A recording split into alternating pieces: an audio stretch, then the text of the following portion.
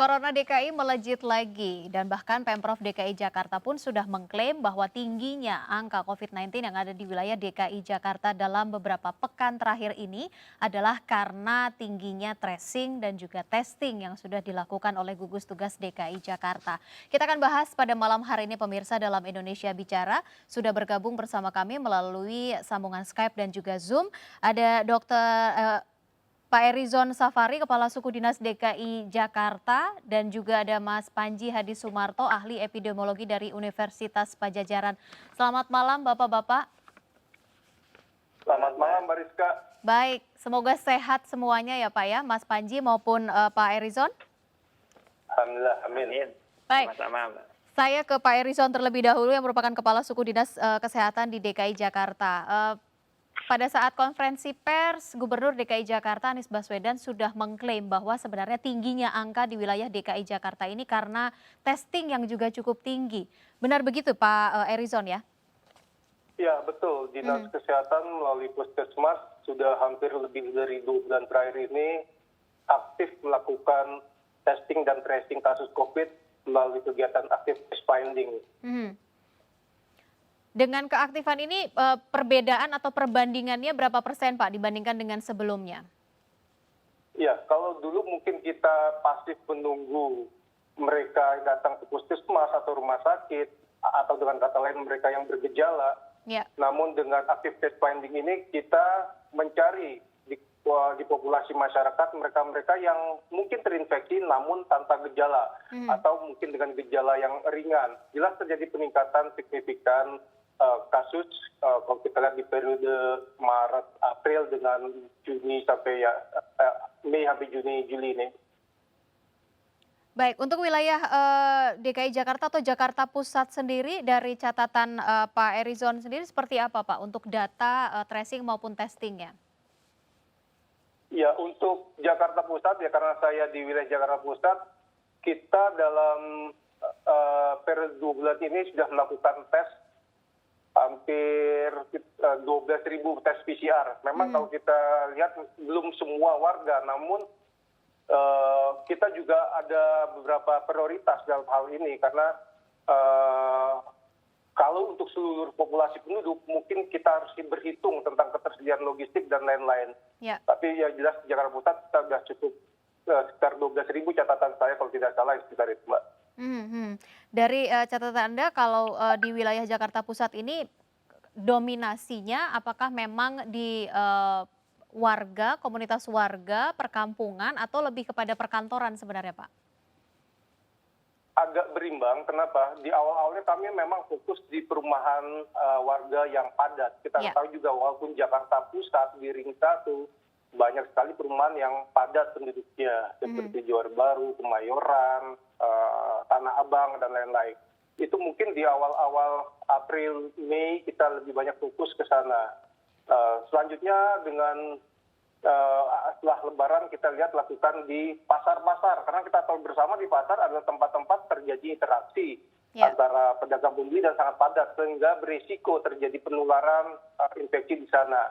Dan sekarang dengan seiring mulai aktifnya lagi perkantoran yang nggak mau kita lihat banyak terjadi kasus di perkantoran juga. Walaupun telah melakukan protokol kesehatan, cuman kita tidak tahu di setelah kegiatannya, interaksi sosial, transportasi umum, dan lain-lain, mungkin saja terjadi penularan di sana. Sehingga untuk 1 bulan terakhir ini memang kita lebih fokus ke perkantoran dan juga di perumahan-perumahan yang padat yang berdasarkan data surveillance kami, percepatan penularan kasusnya paling tinggi. Baik, kita bahas satu persatu terlebih dahulu Pak Erizon. Kalau di wilayah warga atau di perkampungan begitu ya memang cukup padat di wilayah Jakarta Pusat ini sendiri. Adakah kesulitan tertentu yang mungkin ditemui oleh suku dinas begitu kaitannya dengan memberikan sosialisasi atau memberikan pemahaman kepada warga untuk mau melakukan tes PCR atau mungkin rapid test yang mungkin sempat diadakan? Ya. Di awal-awal kami melakukan testing ini, kami lihat masyarakat sangat antusias ya untuk mengikuti. Namun seiring dengan kesini ya dalam 2-3 bulan terakhir, mulai terjadi masyarakat kalau kami lihat mulai takut untuk melakukan tes. Ini jadi tantangan tersendiri. Karena apa? Stigma di masyarakat tentang COVID itu harus dirubah. Bahwa COVID bukan penyakit yang didapat karena apa, tapi memang semua beresiko. Tetapi karena mereka takut dikucilkan, takut harus isolasi di tempat lain, itu menjadi tantangan tersendiri. Namun ya apabila memang harus diisolasi di Wisma Atlet atau di mana, ya terpaksa harus kami lakukan. Salah satu permasalahan seperti itu. Saat ini masyarakat mulai takut dengan mengikuti testing ini. Ada sebagian yang masyarakat di tempat tertentu, enggak semua. Ada juga di kecamatan tertentu yang sangat antusias, bahkan melebihi kapasitas testing yang kami siapkan pada hari tersebut. Baik, apa yang dilakukan oleh suku dinas untuk ketika mendapati masyarakat yang sudah mulai ketakutan, timbul rasa kekhawatiran begitu? Ya, pastinya suku dinas kesehatan tidak bisa bekerja sendiri. Kami selalu melibatkan lintas sektor, gugus COVID, tingkat kota maupun tingkat kecamatan, kelurahan, karena ini menjadi tugas bersama. Ya, kesehatan hanya bisa mengedukasi dari aspek pemahaman kesehatan, namun untuk aspek kemasyarakatan, tentu saja Pak Camat, Pak Lurah lebih berperan, dan juga 3 pilar utama dalam kemasyarakatan, TNI Polri juga sangat membantu kami. Baik, saya ke Mas Panji. Mas Panji, melihat dari apa yang sudah disampaikan oleh Pak Erizon begitu ya, ada kekhawatiran sebenarnya dari masyarakat yang awalnya merasa antusias, namun belakangan menjadi rasa was-was justru yang timbul. Bagaimana caranya untuk bisa merubah sebenarnya pelan-pelan mindset dari masyarakat ini sendiri untuk mau memulai melakukan tes PCR atau mungkin swab test begitu ya, yang sebisa mungkin bisa memutus sebenarnya untuk mata rantai ini? Iya, terima kasih Mbak. Memang ini tantangan yang sangat berat ya, karena stigma yang muncul dikaitkan dengan terkena COVID-19 ini menjadi sangat kuat di masyarakat. Saya sendiri tidak sepenuhnya paham kenapa bisa menjadi stigma, bisa ada stigma yang begitu kuat. Tetapi ya memang salah satu faktor yang bisa mengurangi stigma adalah pemahaman. Jadi saya pikir memang betul yang memunculkan stigma ini ada kaitannya dengan isolasi ya. Barangkali ya, saya bukan seorang sosiolog, barangkali kata isolasi itu dikaitkan dengan dikucilkan begitu, padahal kan bukan ya.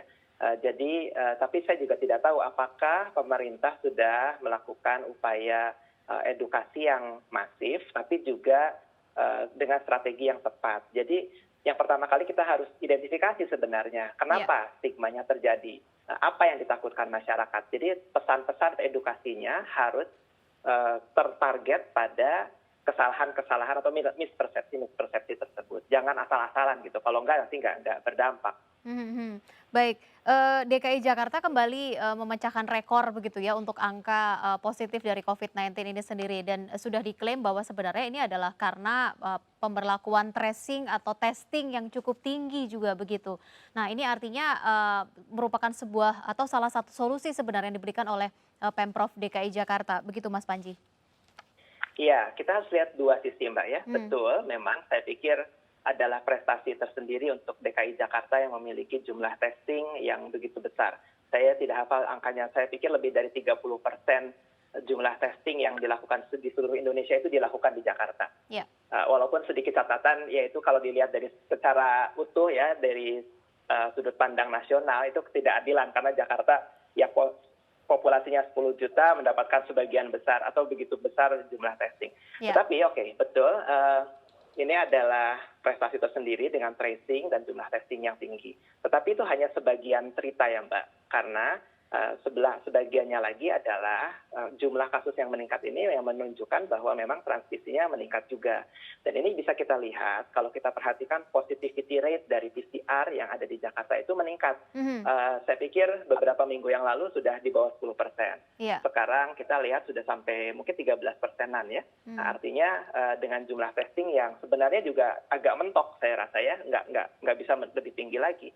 Itu lebih banyak kasus yang positif.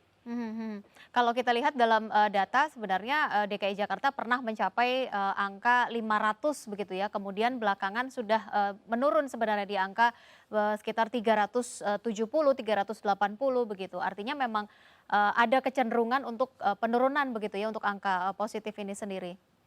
Sudah semakin berkurang begitu. Kalau kita harus lihat secara utuh Hmm, timeline dari penyebarannya, Mbak ya. ya. Memang betul Jakarta pernah tinggi, lalu pernah rendah. Tetapi kalau kita lihat tren kasusnya sekarang, jumlah kasus barunya itu meningkat lagi. Saya pikir sejak pertengahan Juni lah atau minggu terakhir Juni lah, ini jumlah kasus barunya tuh meningkat lagi. Mhm. Kalau saya perhatikan dari angkanya, Mei sampai Juni itu mungkin pertambahan kasusnya sekitar 1%-an dari total. Tapi sekarang mungkin sudah sampai 2% lebih ya dari total. Dan totalnya kan meningkat terus, artinya setiap hari rata-rata jumlah kasus barunya itu meningkat terus. Baik, selain dengan kasus baru, namun juga angka kesembuhan bisa dikatakan juga cukup tinggi untuk wilayah DKI Jakarta. Ya tentu, saya pikir ini bisa diharapkan memang akan begitu kejadiannya Mbak. Karena kita tahu bahwa angka kematian ya, jadi kan outcome dari sakit COVID itu 2, hidup atau mati. Ya. Ya hidup bisa ada gejala penyerta atau yang mengikuti. Tetapi kita tahu bahwa sebagian besar orang yang sakit COVID-19 sebenarnya survive, tidak meninggal. Ya. Artinya memang pada waktunya kita akan melihat jumlah orang yang sembuh itu akan lebih besar. Baik, saya kembali ke Pak Erizon sebelum kita pindah ke segmen berikutnya. Pak Erizon, jika melihat kalau kita bahas kaitannya dengan perkantoran, sebagian besar wilayah perkantoran berada di wilayah Jakarta Pusat, begitu artinya di wilayah Bapak. Nah, untuk melakukan tracing dan juga testing, apa yang disampaikan kepada para pengusaha atau mungkin di wilayah perkantoran ini sendiri begitu? Walaupun protokol kesehatan sebenarnya juga sudah diterapkan di masing-masing perkantoran.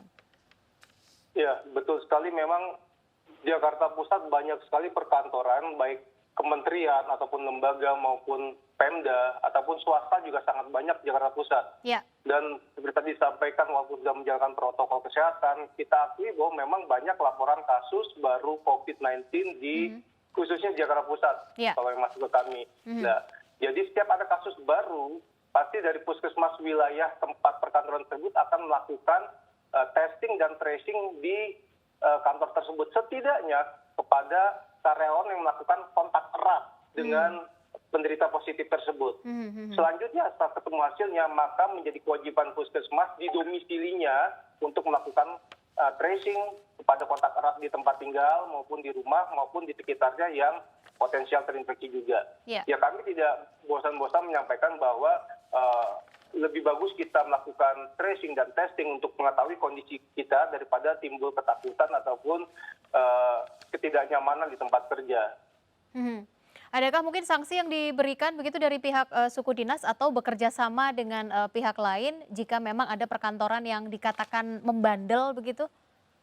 Ya, kalau dari pemerintah daerah memang ada sanksi untuk perkantoran ataupun bidang usaha yang tidak menerapkan protokol kesehatan. Tapi untuk sanksi mungkin di ranahnya Satpol PP dan lintas wilayahnya.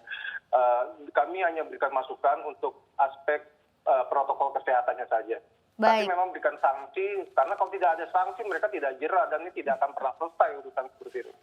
Baik, Pak Erizon Safari, Kepala Suku Dinas Kesehatan DKI Jakarta, terima kasih untuk waktunya malam hari ini sudah berbincang. Semoga wilayah Jakarta Pusat juga semakin turun begitu ya, tidak termasuk lagi dalam zona merah. Mas Panji, nanti kita masih akan lanjutkan kembali perbincangan di segmen berikutnya. Dan pemirsa Anda jangan kemana-mana, Indonesia Bicara masih akan kembali sesaat lagi.